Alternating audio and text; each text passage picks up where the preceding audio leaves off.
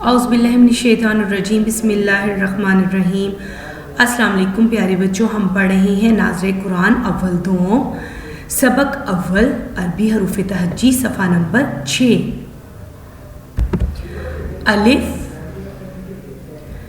अलिफ बा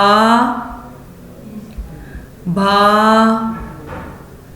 ता ता सा को आप नरमी से अदा करेंगे और इसमें सीन वाली सीटी नहीं आएगी। आप ज़ुबान को दोनों दांतों के दरमियान रख के आप इसको अदा करेंगे। जीम जीम हा हा खो खो। आप खा को मोटा अदा करेंगे, मोटा करके पढ़ेंगे। दाल दाल जाल जाल रॉ रॉ को भी आप मोटा ही पढ़ेंगे। जा को आप सा की तरह नरमी से अदा करेंगे।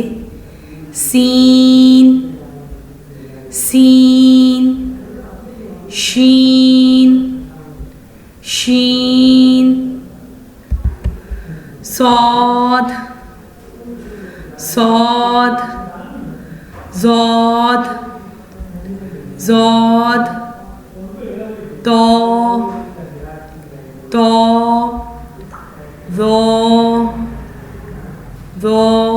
ज़ौ को भी आप नरमी से सा और ज़ा की तरह अदा करेंगे। आइन आइन गैन गैन फो कौफ कौफ। काफ को भी आप जो नुक्तों वाला काफ है इसको मोटा अदा करेंगे। काफ काफ और इसको बारीक पढ़ेंगे।